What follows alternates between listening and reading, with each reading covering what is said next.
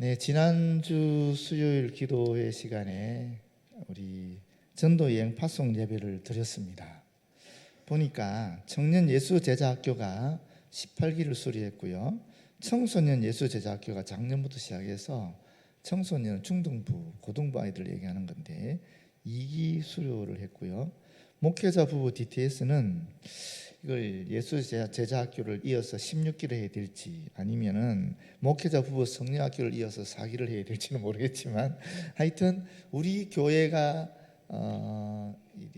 있은 지 처음으로 목회자 부부가 다 함께 DTS를 하게 되었습니다. 그래서 이제 그 전도 여행을 위한 파송 예배를 드렸거든요. 아시다시피 이 예수제자학교나 DTS는 사실 12주의 교육 강의 시간이 있습니다.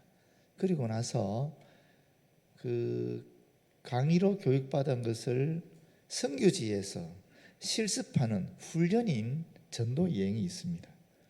그리고 나서 이제 예수의 제자로 이 땅에서 살아가게 하는 거죠. 그게 DTS인데 이번에 한 70분 정도가 DTS를 수료하였고요. 실제로 전도 여행은 64명이 출발하는 것으로 되어 있습니다. 그런데 이 수료식을 하면서 저희 목회자 DTS는 아직 수료하지 않았습니다. 오늘까지 강의하거든요. 그런데 내년에는 40주년이기 때문에 청년 DTS와 또 장년 DTS를 연합으로 하면 어떨까 그런 생각을 가지고 있습니다. 그래서 선착순 50명으로 받아서 같이 한번 해볼까 싶은 그런 마음도 있는데 어쨌거나 지금 제가 하고 싶은 말씀은 뭐냐면은 드리고 싶은 말씀은 이 홍연표 선교사님이 이번에 전도여행 파송 예배 설교를 하셨어요. 홍연표 선교사님 우리 교회 집사 출신이고 또 우리 교회에서 우리 교회에서 먼저 예수를 믿었고 그리고 집사직도 수행하시고 또 하나님의 부르심을 받아 순종해서 태국에 선교사로 가신 분이잖아요. 그런데 이제 70세가 되어서 은퇴하게 되신 거예요. 그래서 지금 현재 우리 교회에 와 계십니다. 안식년 상태로 와 계시고 금년에 은퇴하실 겁니다. 그런데 이분이 파송 예배 설교를 했다는 것이 굉장히 저로서는 개인적으로 굉장히 의미가 있다라고 여겨지는 거예요. 그렇잖아요. 우리 파송 선교사가 와서 전도 여행하는 팀에 이 파송 설교를 하셨으니까 얼마나 의미가 있겠어요. 그런데 이분이 이 얘기를 하더라고요. 전도 여행하는 팀들에게 권고하는 말씀을 하시면서 무익한 종이 하여야 할 일을 한 것뿐입니다 하는 그런 겸손한 마음으로 나갔으면 좋겠다 이 얘기하시는 거예요. 그리고 사실 바울은 심었고 아볼로는 물을 주었고 하지만 실제로 자라나게 하는 분은 하나님이신 것처럼 그저 우리는 무익한 종으로서 우리가 할 일을 하면 결국 열매와 결실은 하나님이 맺으신다라는 거예요. 그래서 겸손하게 전도여행에 참여했으면 좋겠다 이런 말씀을 하셨는데 굉장히 마음에 와닿았어요. 저는 한 3가지 정도 권고하는 말씀을 드렸어요. 첫 번째는 뭐냐면 사실 이 DTS의 표가 뭡니까? 하나님을 알고 하나님을 알리자거든요. 그러니까 하나님을 알게 되면 알리지 않을 수가 없게 되는데 그런데 묘하게요 여러분 하나님을 알아차리게 되면 나를 알게 돼요. 창조주인 하나님을 통해서 피조물인 나를 알게 되는 거예요. 나를 알게 되면서 동시에 나만 알게 되는 것이 아니라 내 옆에 있는 내 옆에 있는 그 존재를 또한 알게 돼요. 그리고 또 재밌는 것이 이게 나도 알고 남을 알게 되면서 우리라는 이 공동체를 또 알게 돼요.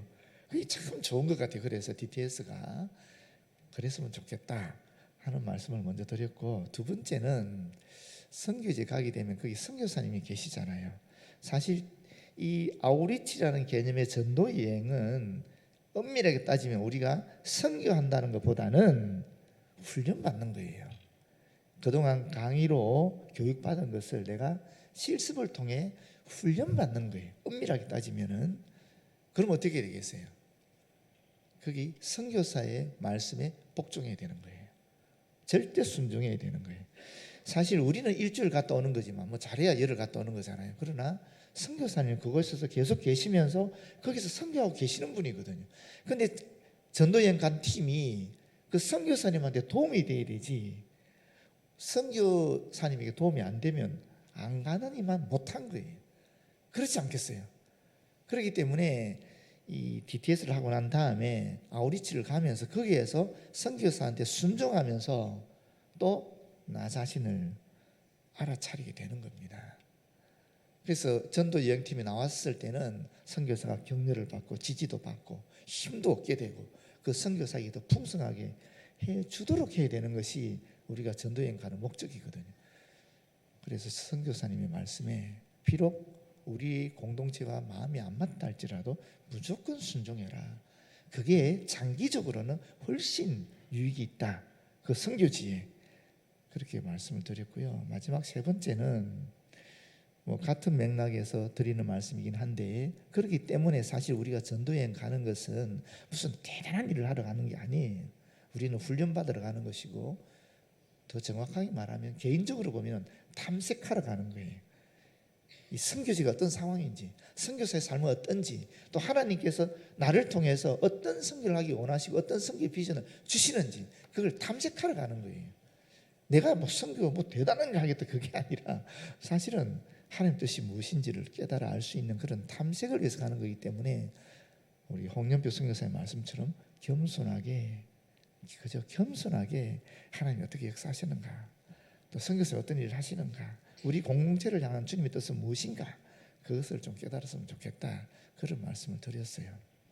그런데 그 말씀 드리고 바로 그 다음 날 가자하게 10명의 선교팀이 출발했어요. 민승현 장로님 인도하에.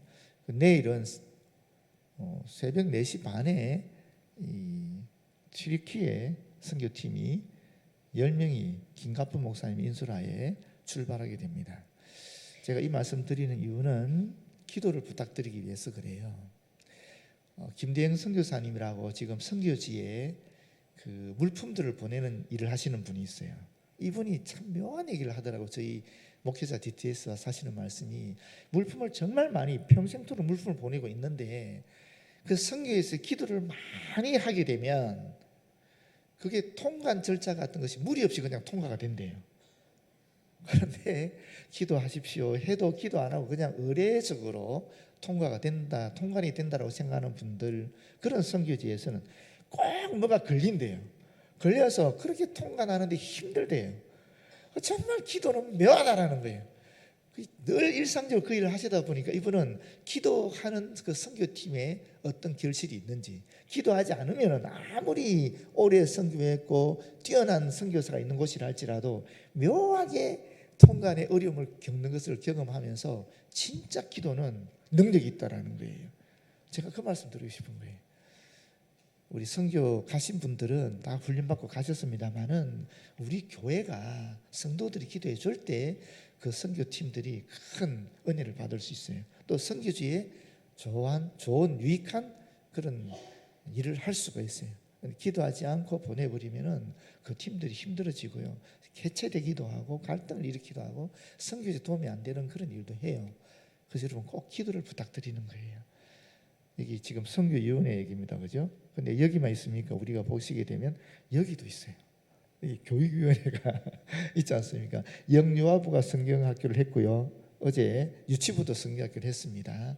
또 이어서 우리 초등 1부, 2부, 또 청소년 1부, 2부 계속해서 성경학교를 하게 됩니다. 수련을 하게 됩니다. 마찬가지입니다. 아무리 교육자들이 준비하고 교사들이 헌신하고 열심히 애를 쓴다 할지라도 성도들이 기도가 뒷받침되지 않으면은 이것 또한 일상적으로 하는 매년 일어나는 행사에 지나지 않습니다. 그러나 우리 성도들이 열심히 기도해 주시면은 여기 놀라운 하나님의 능력의 역사가 일어납니다. 회심의 역사가 일어납니다. 어린애들 모를 것 같지요? 그렇지 않습니다. 위대한 성경의, 아니 우리 교회사 위대한 위인들의 그런 감정을 들어보면 7살 때 8살 때 주님 만났다고 얘기하고 헌신했다는 얘기를 해요. 12살 13살 때 자기를 주님께 드렸다는 얘기를 하는 분들이 굉장히 많습니다. 이게 정말 그냥 일반 행사가 아니에요. 여기서 놀라운 역사가 일어날 수 있는데 그것은 성도들이 기도를 통해서 일어나는 겁니다. 그래서 여러분 꼭 잊지 마시고 이 선교 여행하는 팀들과 또 성경학교 수련하는 팀들을 위해서, 부서들을 위해서 꼭 기도해 주시기를 진심으로 제가 부탁드립니다. 대답이 없어요. 감사합니다. 그러면서 오늘 선교의 북이라는 제목으로 함께 말씀을 나누겠는데, 이 9절에 보시게 되면 정말 재미있는 말이 있죠. 바울, 그 위대한 선교사 바울도 선교사가 되기 전에는, 주님 만나기 전에는 그리스도를 반대했던 사람이다 하는 거예요. 여기 우리에게 굉장히 큰 희망이 있는 거예요. 한번 보시겠습니다. 9절에 나도 나사렛 예수 이름을 대적하여 많은 일을 행하게 될 줄 스스로 생각하고 예루살렘에서 이런 행을 행하여 대제사장들에게 고난을 받아가지고 많은 성도를 옥에 가두며, 여기 보시면 바울은 개인적으로 일한 게 아닙니다. 대제사장들에게서 고난을 받았다. 사내들인 공의로부터 공적인 임무를 받았다라는 거예요. 또 죽일 때에 내가 찬성 투표를 하였고, 누굽니까? 스데반 집사님 얘기죠. 스데반 집사를 죽일 때에 앞장섰다라는 겁니다. 또 모든 회당에서 여러 번 형벌하여 강제로 모독하는 말을 하게 하고, 모든 회당에서 여러 번 형벌했다. 예루살렘뿐 아니라 다메섹 가는 도상에 있었던 도시들에 가서, 그 회당에서 가서 그리스도인을 붙잡아 가지고 이런 일을 했다라는 것입니다. 그러면서 뭐라 그럽니까? 그들에 대하여 심히 격분했다. 왜 격분했겠어요?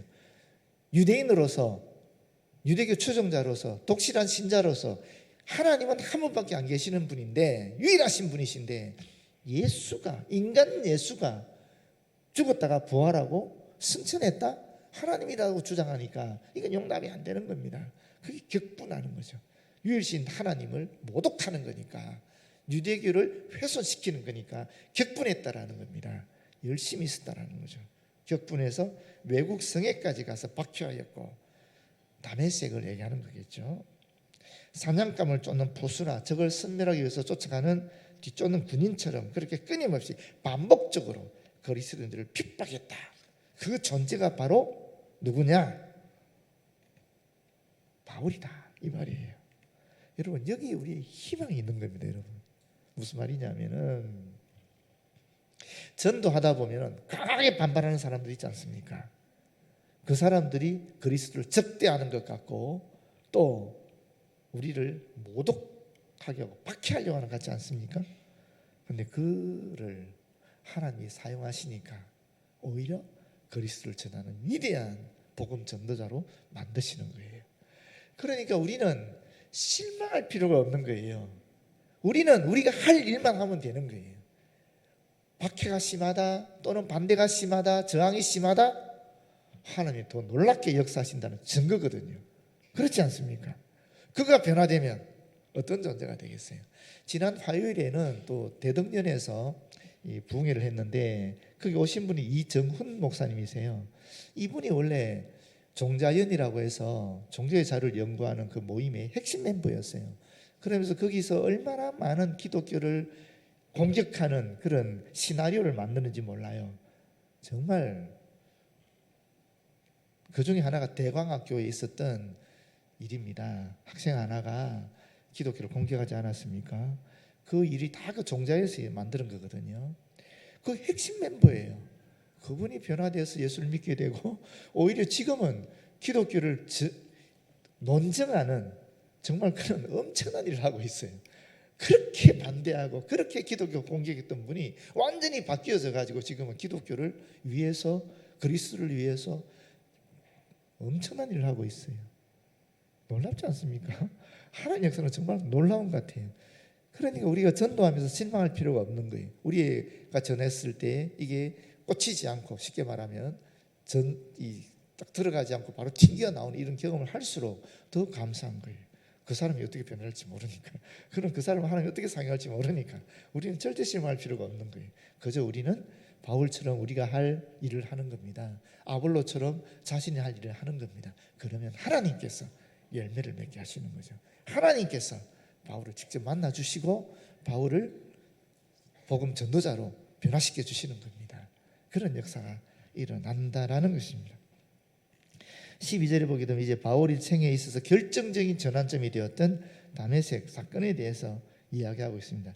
그 일로, 그런 용건으로 그리스도인들을 발본세곤하는 그 일로 대제사장들의 권한과 위임을 받고 다메섹으로 갔나이다. 갔다. 길을 걸어갔다라는 거 아닙니까? 다메섹으로 가는 길을 갔다라는 거예요. 여러분, 우리 모두는 다 길을 걷는 사람들 아니겠습니까? 어떤 방향을 정하고 가는 겁니다. 우리가 그렇지 않습니까? 바울은 다메섹으로 갔지만 지금 저와 이러면 어디로 가는지 모르겠어요. 그러나 우리가 영적으로 보면 두 가지 길이 딱 있는 겁니다. 하나는 참길이죠. 참길, 진리의 길이죠. 또 하나는 거짓의 길입니다. 불의의 길입니다. 이 두 길이 있는 겁니다. 영적으로 보게 되면 진리의 길은, 진리에 이르는 길, 진리를 따라가는 길은 참 평안과 참 행복과 천국을 이루는 길입니다. 그러나 거짓의 길, 진리를 거스르는 그 길은 거짓 평안과 거짓 행복과 지옥으로 이끌어가는 그런 길이라는 것입니다. 이 두 길이 우리에게 놓여 있고 우리는 그 길을 걸어가고 있는 겁니다. 누구나 다 자기가 걷는 길이 옳은 길인 줄 알고 믿고 그렇게 가고 있는 겁니다. 그런데 13절에 보게 되면 왕이요, 이 아그리빠 왕입니다. 아시다시피 바울이 예루살렘에서 체포가 되었고 로마의 시민권을 주장하면서 로마 황제에게 재판을 청구하지 않습니까? 그래서 지금 이 베소도 총독을 통해서 유대 당시 다스렸던 왕이었던 아그리빠에게 가서 신문을 받고 있는 상황이에요. 그 왕에게 자신의 간증을 하는 겁니다. 자기 간증을 하는 거예요. 간증하면서 이 아그리빠에게 복음을 전하고 있는 겁니다. 그래서 8절에 보게 되면 뭐가 나오느냐 하면 8절 한번 보시겠어요? 보게 되면 당신들은 하나님이 죽은 사람을 살리심을 어찌하여 못 믿을 것으로 여기나이까. 하나님이 전지전능하신 분인데 우리의 창조주이신데 예수 그리스도를 죽였다가 살리고 하는 것을 왜 못 믿느냐는 거예요. 오히려 하나님을 믿으면 당연히 다시 살리실 수 있는 것도 믿을 수 있지 않겠느냐 하면서 복음을 전하는 거예요. 예수 그리스도를 믿으라. 예수 그리스도는 죽었다가 살아난 존재이다. 하나님의 아들이다. 우리의 메시아다.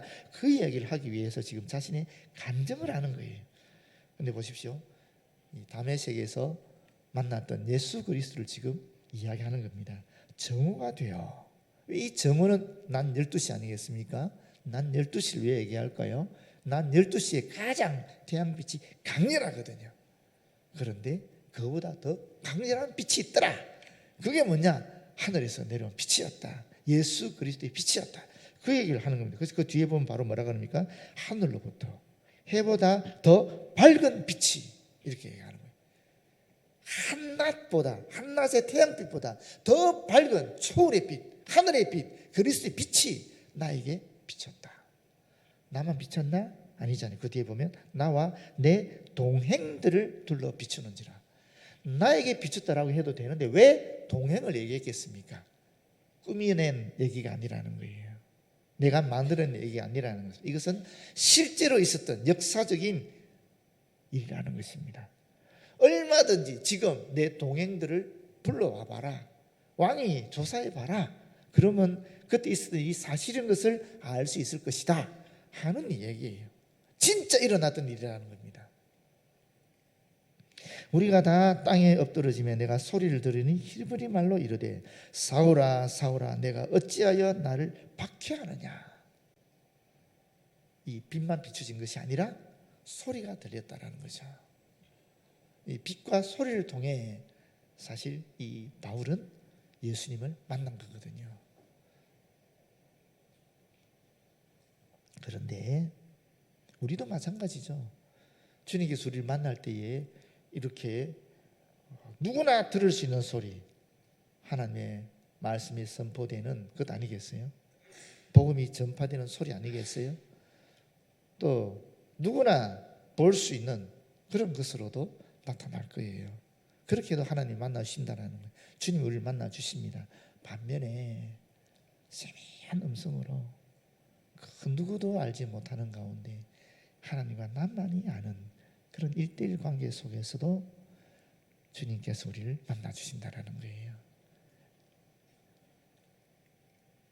그러면서 여기 묘한 얘기가 있습니다. 사울아 사울아 내가 어찌하여 나를 핍박하느냐. 나를? 바울이 지금 예수님이 핍박한 적이 있습니까? 이때 예수님이 하늘에 가 계시는데 그렇지 않습니까? 예수님이 이미 십자가 못 박혀 돌아가셨고 이미 사흘 만에 부활하셨고 이미 생천하신 거예요. 하늘에 계시는 거예요.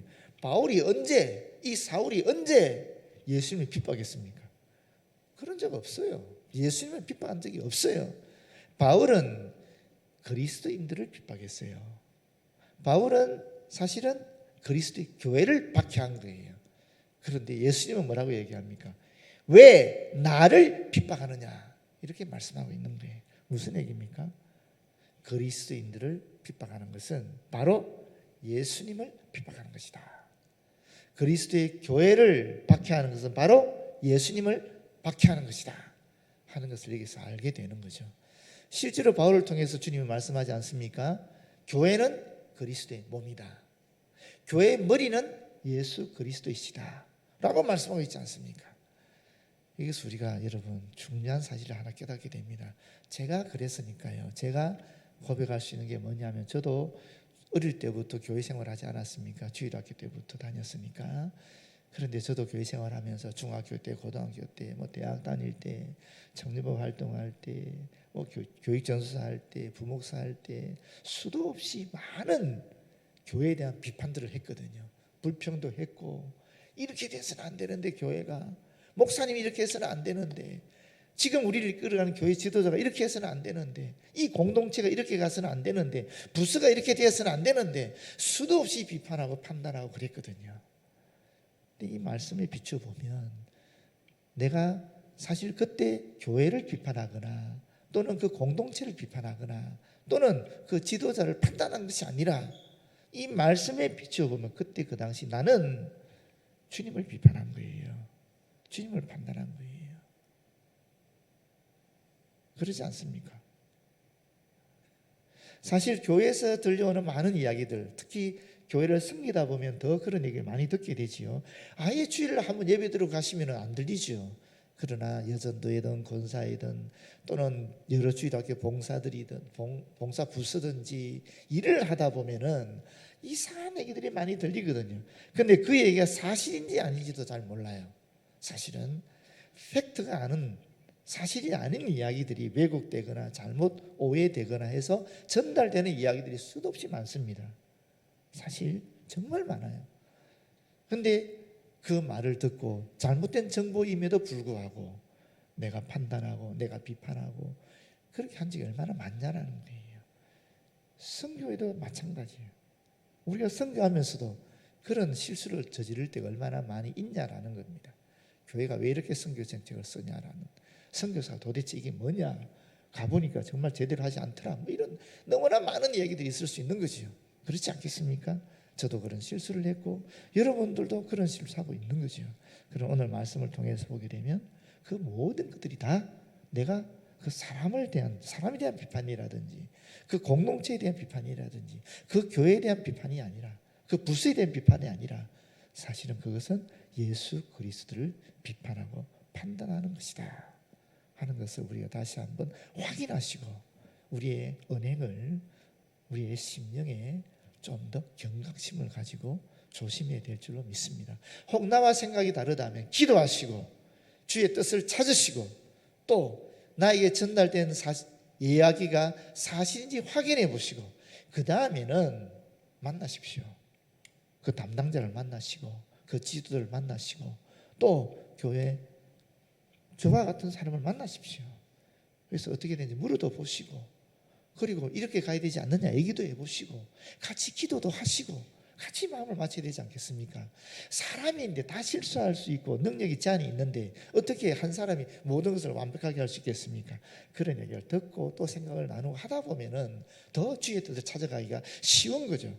예수님이 분명히 말씀하셨습니다. 마태복음 18장 20절에 내 이름으로 두세 사람이 모인 곳에 나도 너희와 함께 하겠다. 주의 이름으로 우리가 함께 모여서 주님의 뜻을 찾고 주께서 원하시는 일을 하고자 할 때 반드시 우리와 함께 하시고 서로의 생각을 또 좁힐 수도 있고 또 맞출 수도 있고 또 배려할 수도 있고 그렇게 될 줄 저는 믿습니다. 그렇게 해주시면 좋겠어요. 그렇게 해 나갔으면 좋겠어요. 저나 여러분이나 마찬가지로 저도 엄청나게 많이 비판적인 사람이거든요. 이 말씀이 저를 찌르는 말씀으로 제가 고백하면서 드리는 말씀입니다. 그러면서 그 뒤에 재미있는 얘기가 있어요. 가시채를 뒷발질하기가 내게 고생이니라. 이 말 이해가 되십니까, 여러분? 솔직히 이해 안 되시죠, 그죠? 근데 이 가시채가 일단 먼저 이해가 안 되잖아요. 이걸 떼고 보면 됩니다. 가시채, 북채, 골프채 할 때 그 채예요. 그 가시. 그러면 이 채에 가시가 붙어 있다는 거죠. 그 막대기 같은데 가시가 붙어 있는 거예요. 어떤 가시겠어요? 철로 만드는 것들이 붙어 있는 거예요. 이게 어떤 데 사용되느냐면 농부가 소를 가지고 농사일을 할 때 소가 말을 안 듣잖아요. 그럴 때 쑤시는 도구예요. 소를 말 듣게 하는 도구예요. 이게 가시채라는 것이.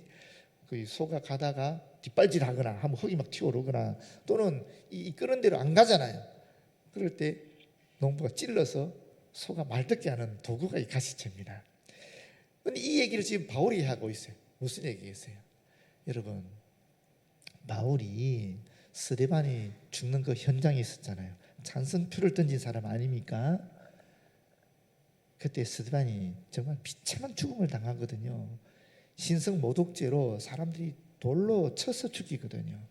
그럼 비참한 죽음이니까 고통스럽게 죽어야 되잖아요, 이게. 근데 스데반이 어떻게 죽었습니까? 하늘을 보면서 하늘이 열리고 하나님의 보좌를 보고 예수께서 거기 계신 것을 보는 거예요. 그럼 그 얼굴에 광채가 나는 거예요. 그리고 뭐라고 해요? 자기를 죽이는 사람들을 향해서 용서해 주시라고 간구하는 기도를 하고 정말 인간적으로 너무나 멋지게 죽어버리는 거예요. 바울이 볼 때는 그게 말이 안 되는 거죠. 비참하게 고통스럽게 하나님의 저주 속에 죽어야 되는데 너무나 멋지게 너무나 아름답게 죽는 거예요.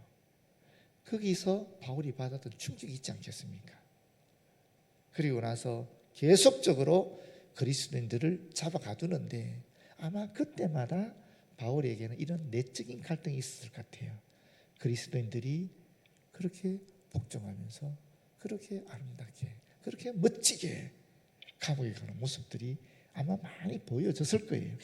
그래서 이런 갈등들이 계속 심해지는 거죠. 하나님께서 가시채로 바울의 양심을 쑤시는 거예요. 그러면서도 바울은 고집을 꺾지 않고 계속 소가 뒷발질하듯이 계속 그리스도를 핍박하니까 네가 소처럼 그렇게 고통을 많이 받고 있구나 라고 예수님이 그 내적인 바울을 중심을 보시고 말씀하신 거예요.